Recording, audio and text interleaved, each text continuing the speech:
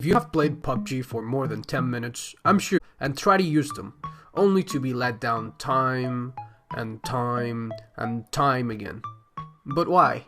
Why do shotguns, which at least in theory are the strongest weapons in the game, perform so poorly in practice? Why is it that you almost never see anyone in the top 10 carry a shotgun on their back? Are shotguns just bad? Or is the average player just not using them correctly?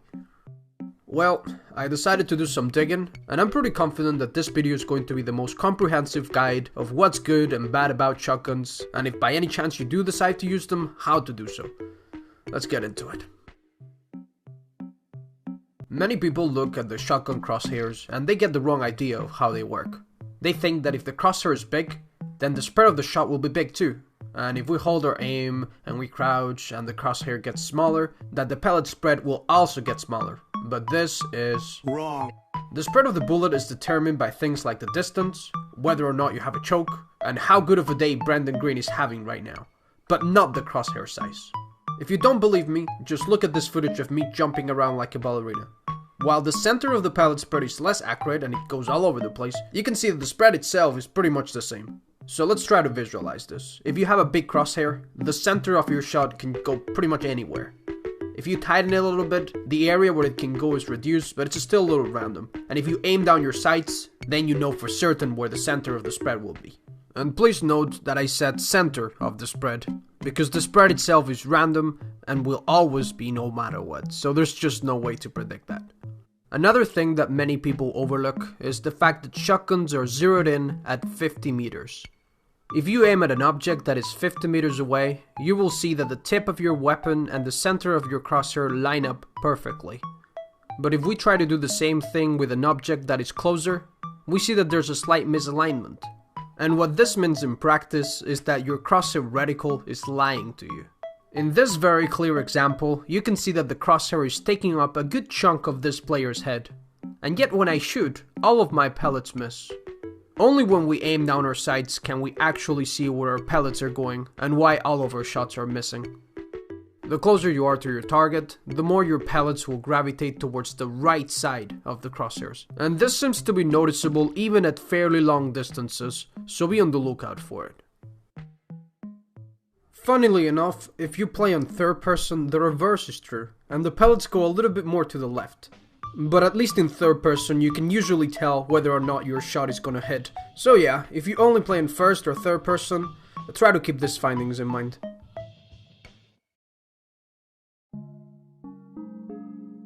Time to test shotguns in a controlled environment, you might be inclined to believe that they're actually pretty good. Shooting at targets with no armor from a pretty far distance, we can see that I'm doing pretty consistent damage, almost enough to kill them in one hit, and always enough to kill them in 2 hits. You put a level 1 vest on them, and sure, I'm doing a little bit less damage, but it's still enough to kill them in 2 hits. And if we put a choke to our shotgun, the spread is so tight that it's enough to kill a player in 1 shot at this distance, with a vest or without. But this kind of testing is useless. In action, shotguns are nowhere near consistent. So why is it? What makes shotguns so bad in this game, even when you use them at close range? In my opinion, it's a combination of these 3 factors. The cover is the easiest one to explain and to understand. There are many weapons that work great, even if you only see a small part of your enemy's body, but shotguns aren't one of them. Unless you can land a very lucky headshot, you're gonna be at a very big disadvantage if you can't see the whole body of your enemy. Pushing in the open towards someone who's behind cover is usually a bad idea with any weapon, but especially so with shotguns, so don't do it.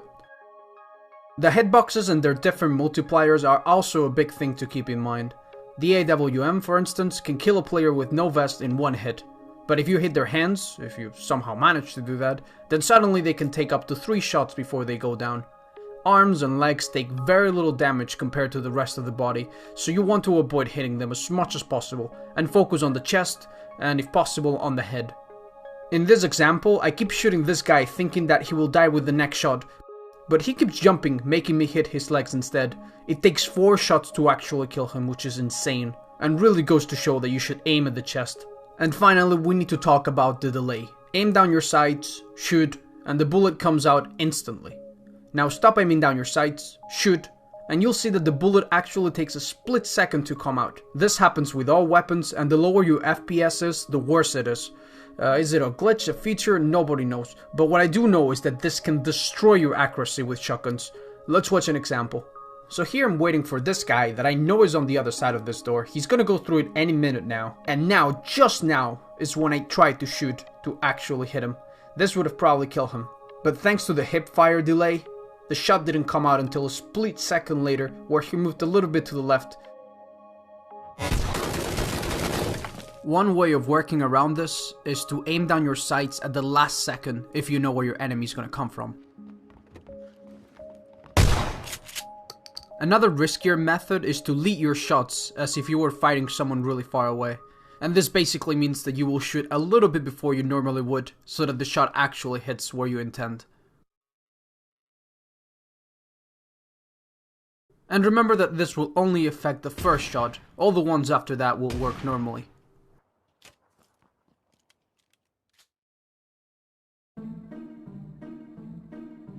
As everybody knows, there's a weapon for each kind of situation. Sniper rifles are good from afar, SMGs are good for close-up, assault rifles, well, they're good at everything really. And then there's shotguns, which are only good from close-up and if you're really accurate. But there's also certain situations where shotguns can be pretty handy, and I'm gonna show you a few of them. For instance, shotguns are really good at destroying breakable objects, like wooden shacks, doors, or fences like this. Just make sure you're not shooting through the gaps, otherwise it won't be as effective.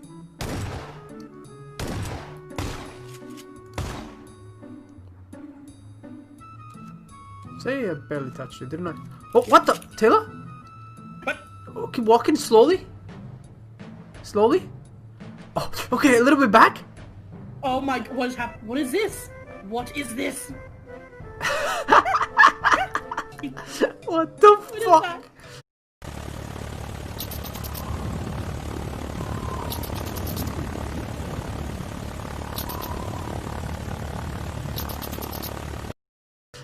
You're a sand monster! I'm the Sandman. Late into the game, people drop their shotguns because most of the fights will happen at medium or long ranges. But if you decide to keep your shotgun, you should know that there are some ways to force your enemies into close range fights. Like crashing a vehicle into them, and then pulling your shotgun out to kill them. This is one of my favorite tactics and it works every single time. 50% of the time. But anyway, if you see a good opportunity to do this while you're driving, but you don't have the shotgun equipped, one thing you can do is quickly open your inventory and switch your primary weapons, and this will change your equipped weapon to the shotgun.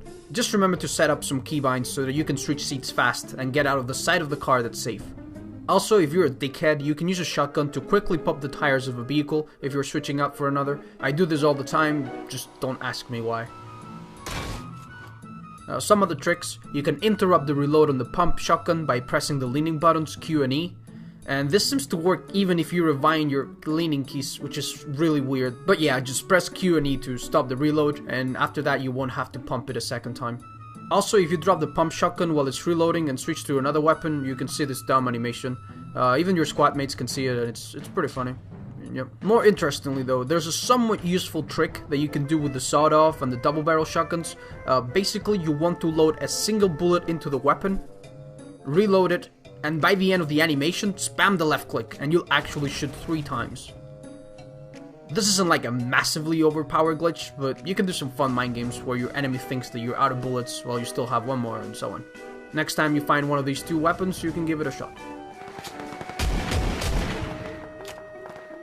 And one last tip for shotguns: always remember to pick up pistols if you can. They can be very handy to weaken enemies or to finish them off.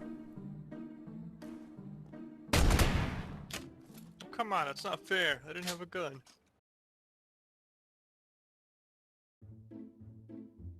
So now that you know the general characteristics of all the shotguns, it's time to look into the specifics and what sets each of them apart. The double barrel and the pump action you should think of as pretty much the same gun. From what I've tested, their stats are basically the same, and the only thing that really sets them apart is how they actually shoot. Both shotguns are very strong, and if you hit all the pellets, it's pretty much a guaranteed one shot, no matter what they were wearing or where you hit them.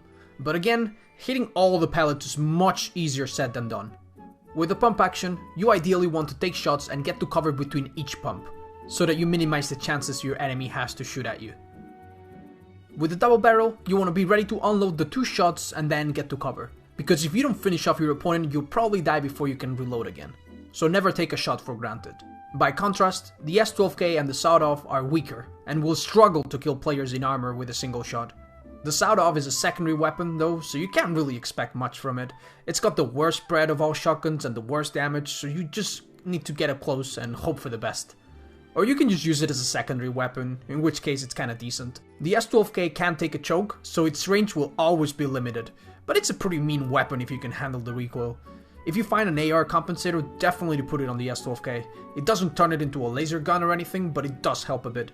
As I'm sure you know, all shotguns can kill from surprisingly long distances, but then again, most of the time they will not. Here's a little quick reference for the approximate max range to get a one-shot kill with each shotgun. Obviously, it all depends on your shot and their armor, but any further than this and you will probably need a second or third shot to finish them off. If you need to take a closer look, just feel free to pause the video right now. Now, in the test servers of PUBG, limb penetration is currently being tested, so shotguns might suddenly become a lot more powerful if this is implemented. If you've never really considered using shotguns, now might be the time to start getting good with them. But whether you decide to actually use them or to ignore them, now you know what makes them good and what makes them bad. So good luck out there, and thank you for watching.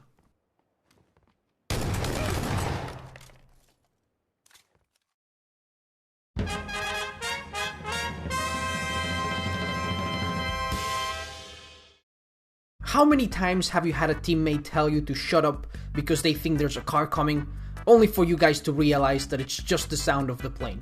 This might seem like an unimportant anecdote, but it proves one thing. The first step to getting an airdrop is hearing the plane. And if there's a plane flying over me, I don't want to miss it, so I always play with my headphones and with both my system volume and my in-game volume at max. And trust me, if you want to be a PUBG professional, you're gonna have to do the same. When you've actually seen the drop, you want to put your weapon away, start running, and have a look at the map so you know where you're going. At about this point, you should see the red zone appear right on top of you.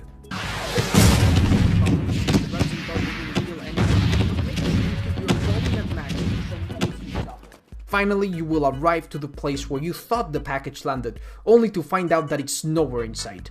And don't worry, this is completely normal, you just have to spend a few more minutes looking for it. If you get another red zone on top of you, you can always go inside a building if you want to be safe, but you don't really have to. Remember, no one ever dies to the red zone. No one. Oh shit, oh fuck, oh sorry, didn't realize you sucked. And after all of that, it looks like we're finally ready to get out there and get our air.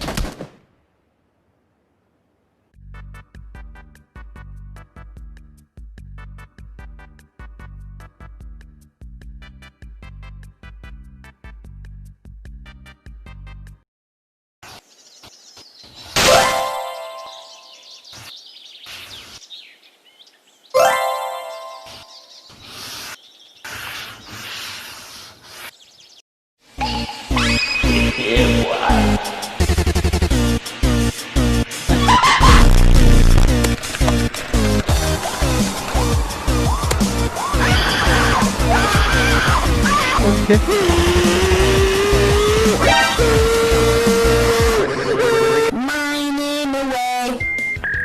I don't know what to mine down.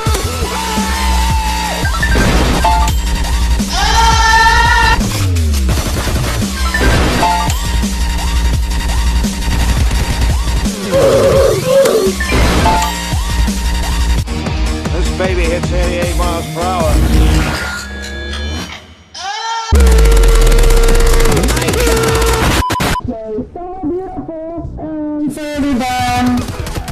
What's that I found? Mine down. 5 minutes later.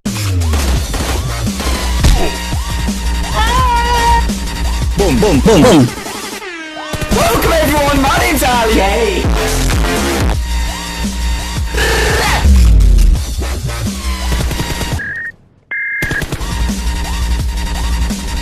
Hey. Boom.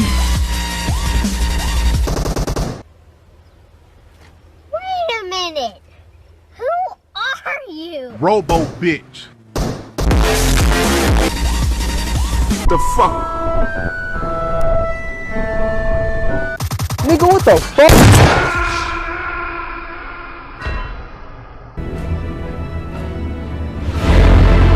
What's that? Girl, that's a booty hole.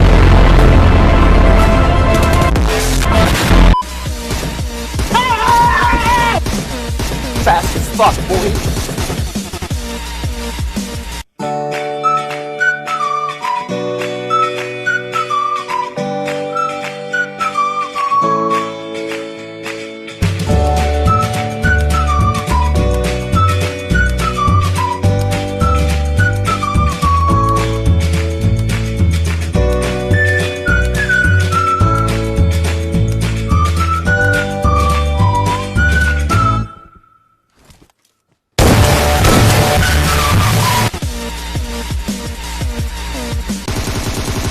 What he's doing? I'm joking! Stop! Stop! Stop! Stop! 하이! 씨발 X같아서 못 해먹겠네 이 씨발 정말.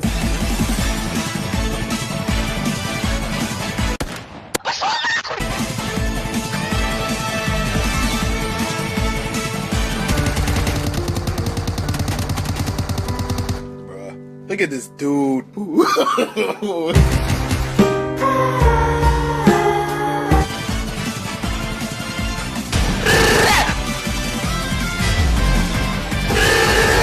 The fuck?